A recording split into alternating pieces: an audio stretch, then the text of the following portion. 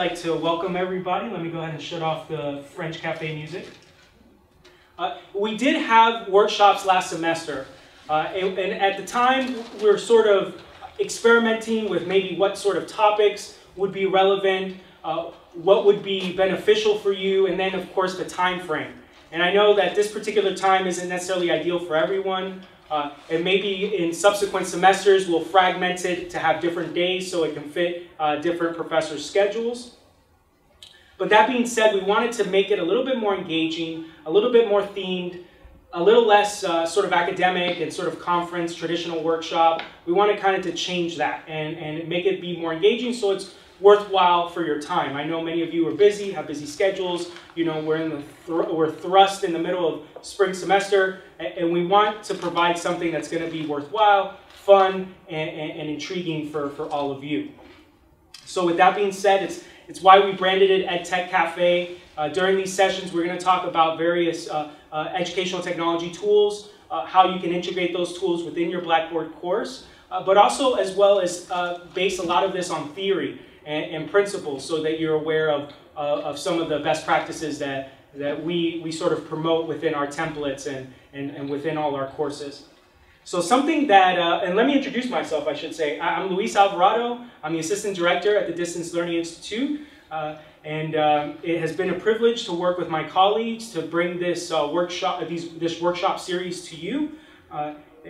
One of the main things we've been working on behind the scenes is a showcase course. I'm sure many of you within your own respective departments have been working on strategic planning that's in theme with the President's vision. We are no different. One of the things that we've been working on as a part of that strategic plan is creating a showcase course. A course that sort of brings out the best of what you can do within Blackboard. A lot of it is integrations, right? It's utilizing tools that are outside of Blackboard, but that could be very easily integrated into the system so you're not having your students go out to another website or things of that nature. So with that being said, it's the showcase course. Now I do want to promote, I know many of you are aware and utilize the announcements, but again, I'm going to reiterate, I think announcements is a great way to stay in touch with your students. Let them know what's upcoming, where they should be at, what they should be working on. You know, we can't underestimate the value of just casual check-ins throughout the week. They really add value and show the students that you're actively involved as much as they should be, right? We always have to set the example. Now, going into the crux of this particular showcase course, one of the main kind of cool things that we've been working on is this EdTech toolkit. And here, and this is on our website as well, so I know none of you at this moment are enrolled within this course, because this showcase course, it hasn't gone live yet. You guys are getting a little preview, a little taste of what hopefully will go live soon. And then when that time does come, we'll be happy to enroll you so that you have it to reference at your leisure. But this specific EdTech toolkit really dives into some of the things that we can do for you, right? What we can incorporate for your course. So whether that's tools that involve interactive videos, we have some different facts, some different integrations that you can utilize and we can help you utilize within your online course. So to maybe make some more interactive videos, we have interactive tools. And again, this particular toolkit, this interactive map, is within our website. And our website is dli.dcie.miami.edu. I know it's a little bit long. I'll write it down afterwards. But dli.dcie.miami.edu. And you'll be able to use this map now. So just some different things like Articulate 360. And we have experts in-house on a lot of these tools and that can assist you. So you are the visionary. You bring the vision of what you want. Utilizing a tool, and we'll help you integrate it. In addition to EdTech tools, we also wanted to promote faculty members who are doing great work. And we realized that currently there's no quality standards that we have. There's no checklist that we're trying to achieve when we're building templates and when we're creating our online courses. So we realized this and we decided that there was a need to create standards that we will eventually go through all the courses that we offer and see which ones meet these standards, which ones don't, what standards are missing, so that they can achieve this KNEC standard of excellence. There's a lot of different quality rubrics out there for online learning, so we kind of mashed together the best of the best and wanted to brand it like the U. You know, we wanted to put our own pizzazz on it. I will state that just by utilizing our template, many of you within the BGS program are already achieving a lot of the basic standards within this rubric, just by adhering to the rubric, or the template, my apologies.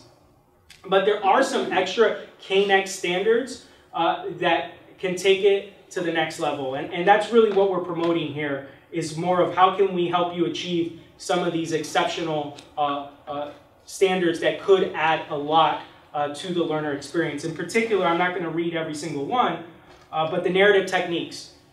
Hopefully incorporating some form of narrative technique within your course as an assignment. Sort of open-ended questions, simple simulations. You know, I think people think simulations, they think they have to have a VR set and really complicated videos, but even just creating a scenario for students to answer a question is creating that simulation, believe it or not. And I will add, I'm not going to delve too deep in because I know my colleague here is going to talk a little bit more about the quest and gamification, but you will get points if you incorporate narrative techniques, and those points lead into awards and stuff that we're promoting here. So just something to keep in mind, that if you meet some of these KNEC standards, there is something in it for you. And so, you know, that's one of the elements that I wanted to demonstrate to you all. In addition to having that toolkit, this is also a course where we want to showcase the best of the best. The professors that we feel are meeting a lot of those standards and a little bit beyond, depending on their assignments that they have, the videos that they incorporate, and things of that nature.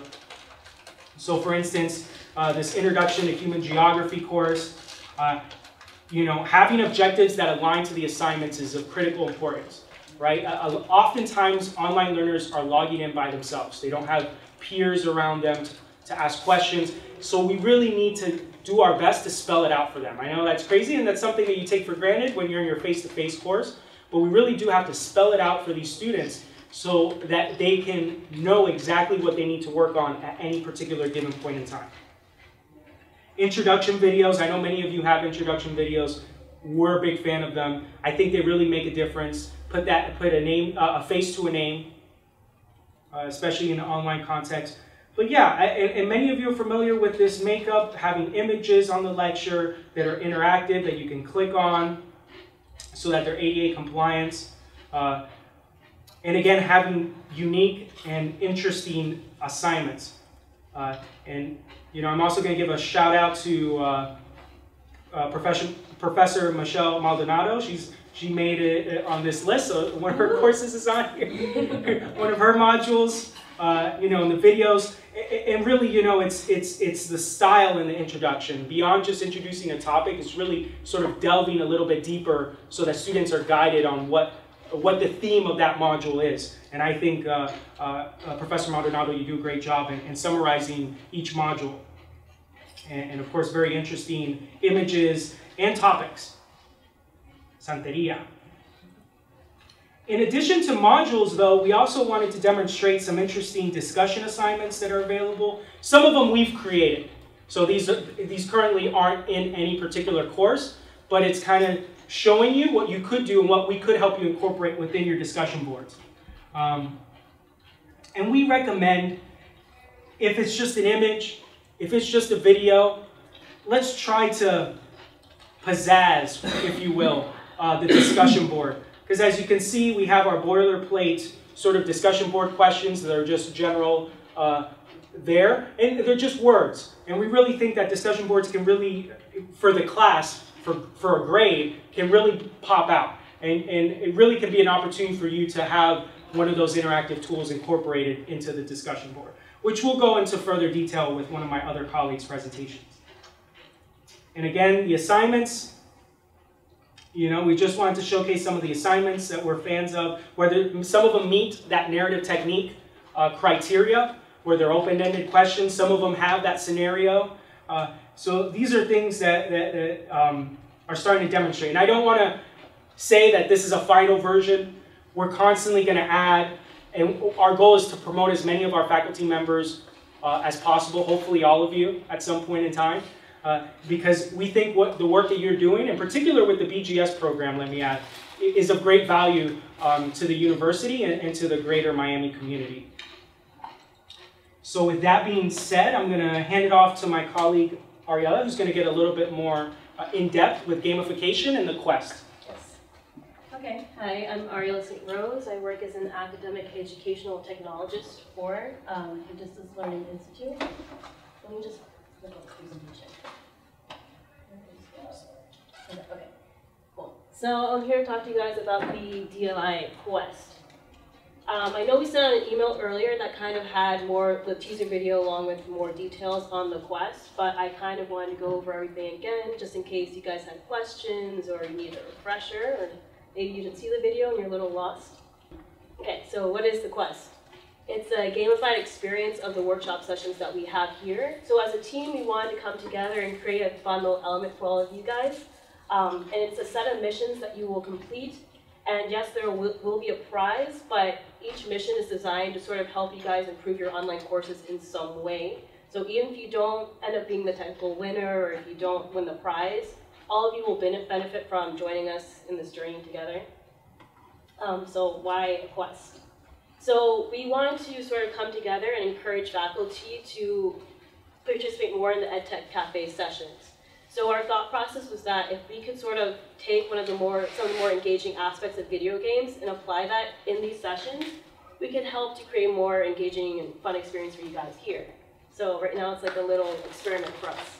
And right now, through doing review sessions, we hope that we can sort of, that's through you seeing us try new things and step out of the box and try to be more innovative, to create a better experience for you guys that will inspire you to sort of do the same things for your online classes.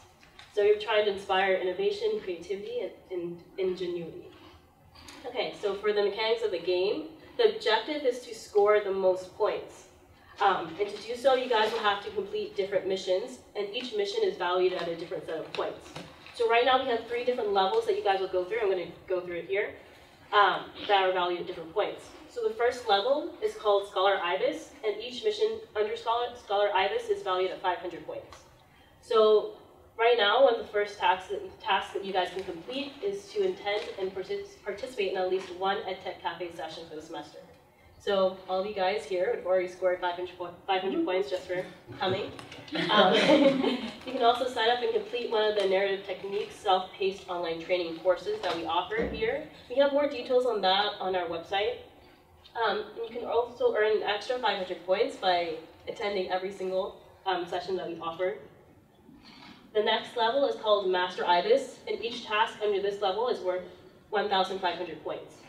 So one of the things that you guys can do is to present and facilitate a workshop of your own. So what we want to do is sort of encourage you guys to participate as well, because it doesn't have to be just us presenting new information to you guys. You guys also have a lot of information that I'm sure you want to share with your colleagues. So if you're interested in presenting, then there's a form online that you guys could fill out, or you can just talk to one of us or send an email, and we can work something out. You can also incorporate an element of the one narrative technique in your online courses. So if you look through the list of narrative techniques that we offer, and if you see something that is interesting to you, then you can implement that in your course, and you'll automatically get 1,500 points. So the highest level is called Expert IBIS, and each task here is worth 2,000 points. So one of the first things that you can do, and which we really encourage every faculty member here to do, is to sign up for our Teaching Online Workshop course. Because going through this course will allow you to sort of gain more knowledge on how to teach an online course and the different methods that you guys can utilize and all these different things, so it's really important that you take it. You can also meet at least 3 KNX exemplary standards in your online courses. So in order for you guys to sort of be more incentivized, we decided to create a leaderboard. So you will see like where you fall in relation to your other colleagues. So the 5 levels that we offer are called the first level, the highest, is Legendary Sebastian. The second one is ibis, the third one is fledgling, and the fourth one is nestling, and then the very last place is called hatchling.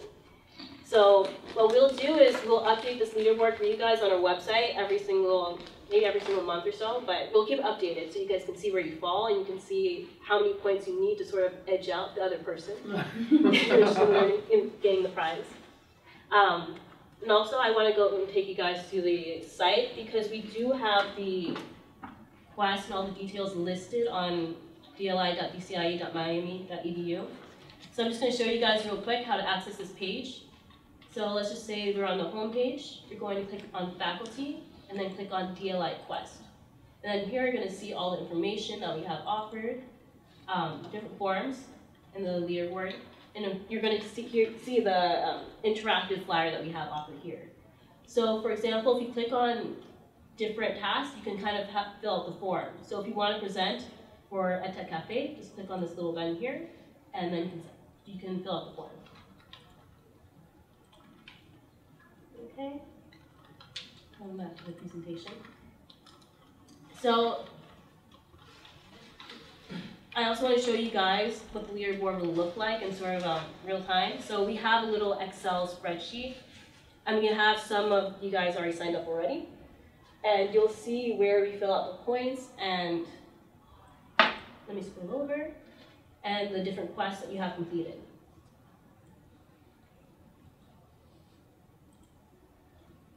And if any of you guys are interested in joining us in the journey, this quest, then just please talk to us after the session and we'll sign you up. So I want to hand it over to April, who's here to talk to you about different discussion tools that you can use for your class. Thanks, Ariella. Hi everyone, I'm April and I'm a senior instructional designer. So today I'll be sharing with you a variety of alternative discussion tools that you can use in your respective online courses to engage your students, boost engagement, increase knowledge retention, as well as encourage them to reflect on what they're learning in class and how they can apply it in context, in real life scenarios. So I'll go back to our showcase course. So once this is live, you can go back to this and access this particular content as well if you need to learn more about it. And in this portion of our session, you will also get the chance to use the tool as a learner or as a participant, or you can use it as an instructor. So this first tool is called Padlet, and it's another way for you to pose discussion questions and interactions with your students. One great thing about this tool is it's not only or solely intended for online courses, you can also use it for your face-to-face classes. So, and you can see students' response real time, and they can see each other's response real time. So for this quick activity, I would like to request you to access your email. And just in case you don't have access to your email right now, you may type this URL, padlet.com/AASM275/EdTechCafe. And then once you're there, to participate in this discussion, all you need to do is just type your name and share your goals and aspirations for this spring semester. And also please feel free to share resources that you think other faculty members in our session right now will find useful, or special projects you have in mind that you would like for us to work with you, or that you would like to share with others. So all you need to do is tap the pad or click the plus sign to add your response. And I'll give you 3 minutes to start writing your responses. Plus, this is private, so only the participants who have access to this link can see your responses. So this is one great thing about this tool. You can either make it public or a secret, so you can protect your students' privacy and protect. It's kind of hard to put it because I was looking for the button to submit. And now I see that you have to because it's already yeah, so that's yes, and then you just click enter. Yeah, there's just some things that they can improve on when it comes to it being user friendly or being more intuitive. Am I Sebastian? What is But that? they just- Oh, I'm Sebastian. Where do you start typing? Oh, the little plus sign at the bottom. Yes, you can. Oh, there it is. You can either rate your students' response by giving them 5 stars or liking their response or adding a comment, and other participants on the Padlet can also respond or provide feedback, which makes it interactive and it's easier to read rather than our traditional discussion board where you have to scroll all the way down to the bottom. In here, it's a pad. It's like a notebook, and so you can post a comment.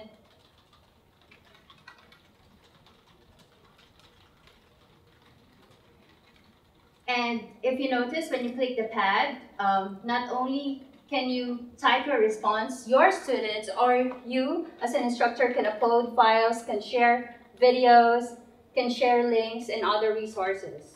So it's similar to our discussion board on Blackboard. It has the similar features.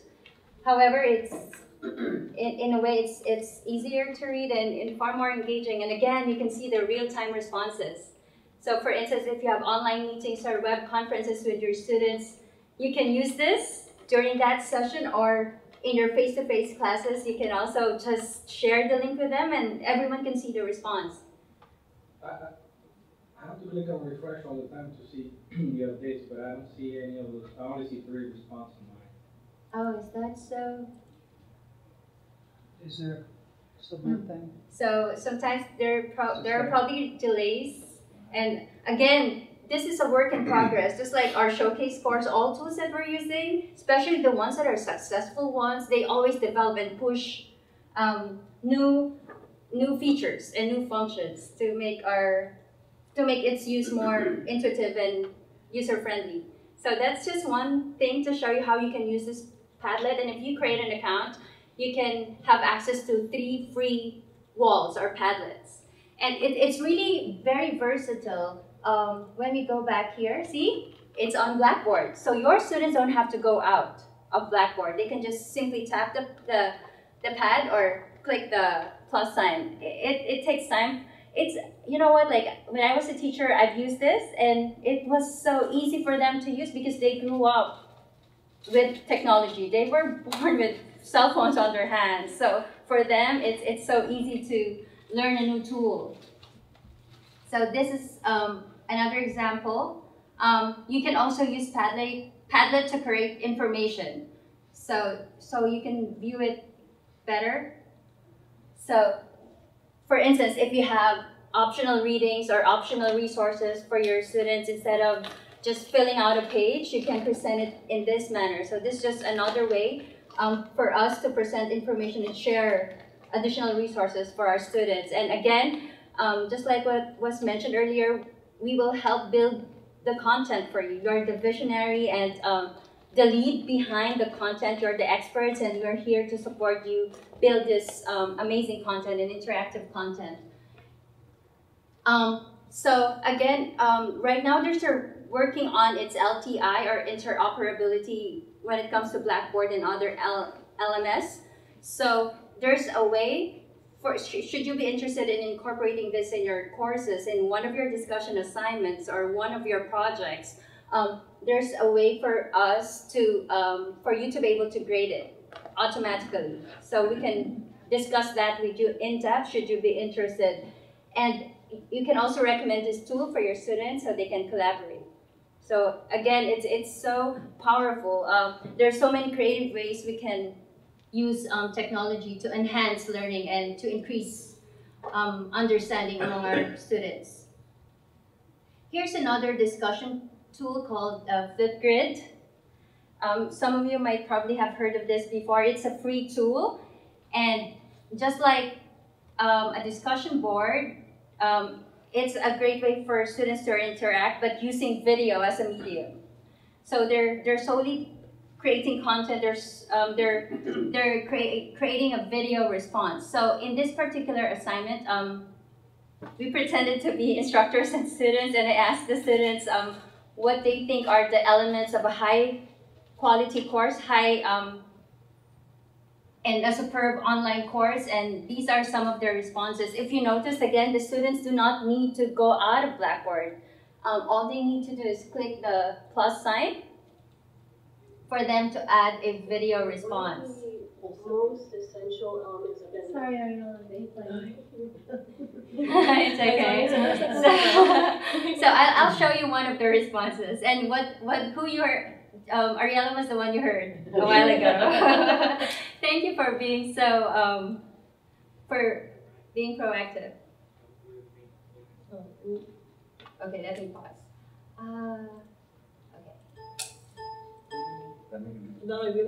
Okay. Okay, this way better.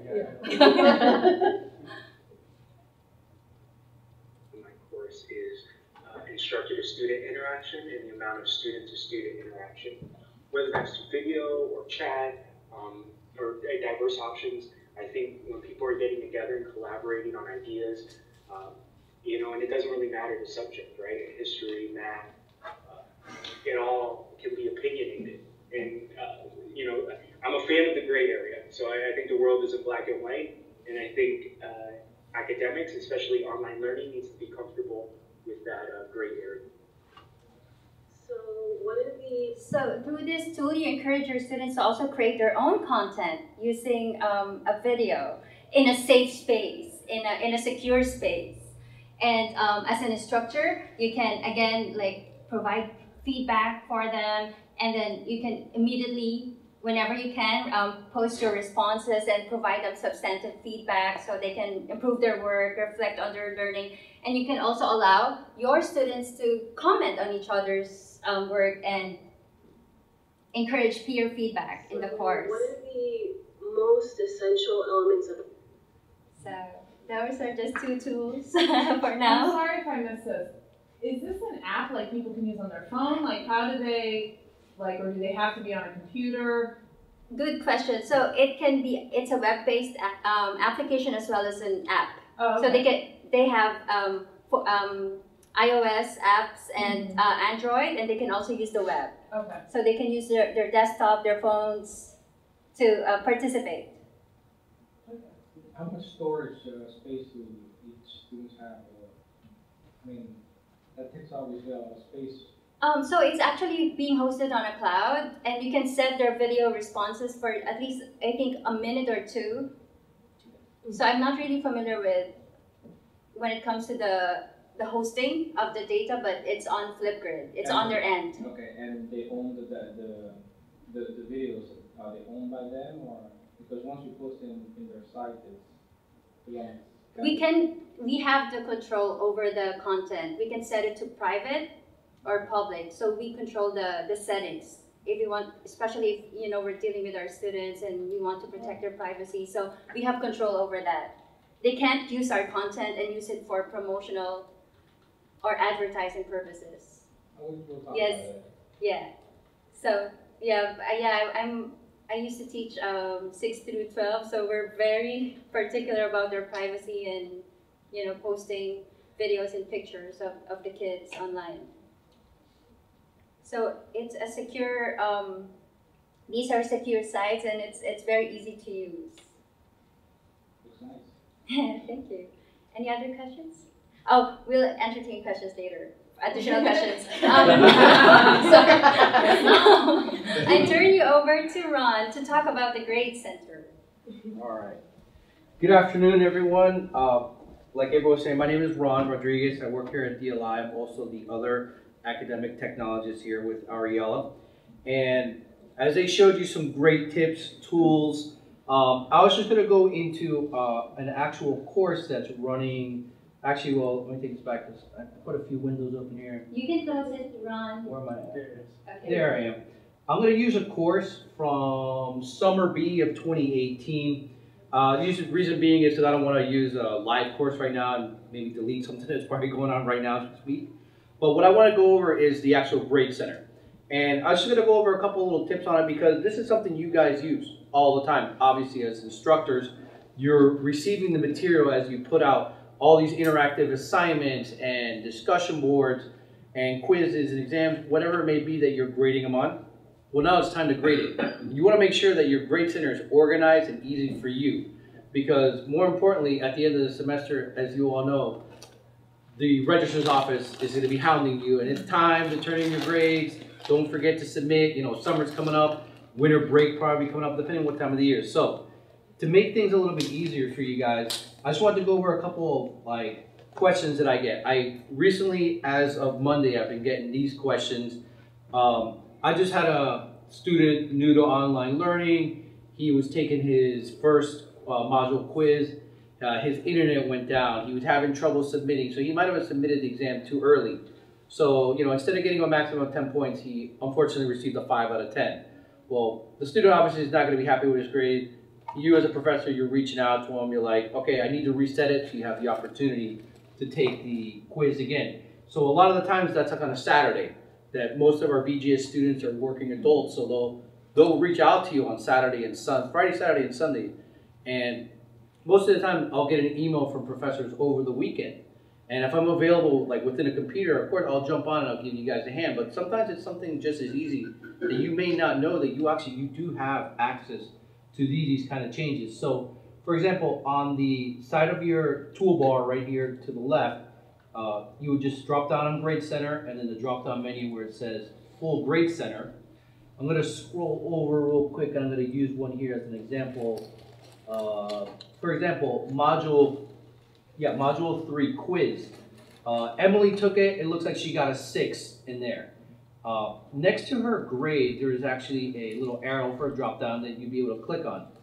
And you can see View Grade Details. And what's really interesting and important for you guys to know is there's a lot of functions in here that you guys could use as professors because you have this type of access.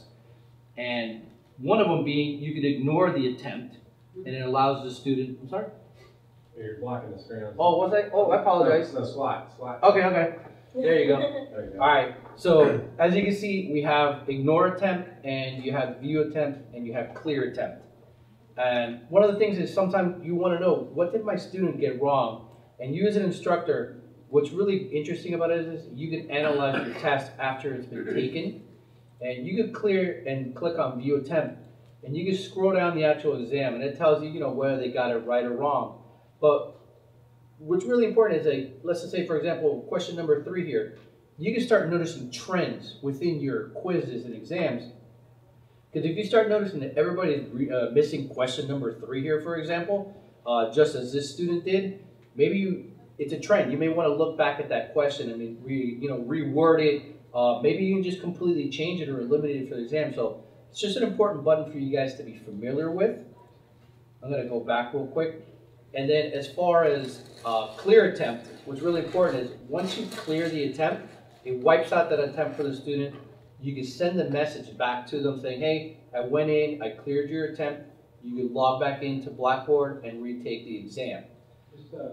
Yes. I would discourage you to do that. There's other ways that you can give additional attempt without clearing. Yeah, we have options that we set if professors want to allow multiple attempts for a course. Once it's taken, you can allow an additional attempt. I'll show you how to set it up. All right, definitely right after our presentation, I'd love to take a look at that for sure. Because I'm just going over a couple questions that I usually get on a regular basis, and it is my students submitted too early. I want to wipe out their attempt so they can retake it. So I was just going down the line and showing that as well. One other thing I wanted to show you in the full grade center is sometimes I'll have a professor who will add in an additional assignment in the semester, and what that will do sometimes is it'll throw off your grade book. So as you're scrolling down on the bar here towards the bottom, maybe you added in that assignment in module 5, and now as you're scrolling down going module 6 and 7, it's out of place. And a lot of professors, you want to have it organized so you're able to see all your going down the line. And very easily what you can do is on the drop-down menu here where it says Manage, you can scroll down straight to column Organization. And when you scroll down, you'll see every single assignment. Obviously this one's in order, but I'm just showing you as an example. For example, let's just say this module 4 discussion right here was actually part of module 2. You could actually just drag and drop and put it up. And more importantly is after you move it, you have to make sure that you hit submit, because then it will apply those settings. many times I've had professors come to me like, well, I rearranged the whole thing, moved it to the way I wanted, and they just either hit back or just exited out. So they never saved it. So just to keep it, I'm bringing it up because I've seen it happen before, so just make sure that you have to submit to take those, make sure that those changes are taken into action going forward. With that being said, I just wanted to share those tools with you guys. As you're going through your courses, you know, maybe if you want to take time out, we could sit down one-on-one with you, take a look at your grade center, make changes to it if you want to rearrange some items. If you see some questions on your exams or anything along your discussion boards, anything that you're doing to grade your students to see if they've mastered what their, you know, maybe the objective is for the semester. If you want to make those changes, we sit down and we revamp a lot of courses with professors. And some of our courses that have become into the showcase course were courses that previously weren't as interactive, and professors are taking the time, and summer's usually a popular time. I mean, we do it year round, but summer tends to be a popular time because either you're only teaching one course or maybe you're not teaching a course in the summer. So you make time with us, we'll sit down with you, we'll look at your course. Maybe you want to add in some of these interactive tools that you've seen today, and you know, that'd be a great time to do it so we could experiment and see what works best for your particular course. Maybe video, combination of voice threads and video interactions, maybe what you're looking for. So this may seem like a lot of information we're throwing at you guys today, because I mean, obviously with the amount of time that we're doing a workshop in, but just always keep in mind that we have time that we set aside for one-on-one, and we'll sit down with you guys, look at your course, we'll be at the computer, we'll make those changes, you'll be able to look at them, and make sure that works for you, and maybe you can implement that in a semester going forward. With that being said, that takes care of what I have. Unless you guys have any particular questions, we'll open it up on the floor. Or maybe Luis may have a couple of things to go. So, but thank you for coming to our first EdTech Cafe.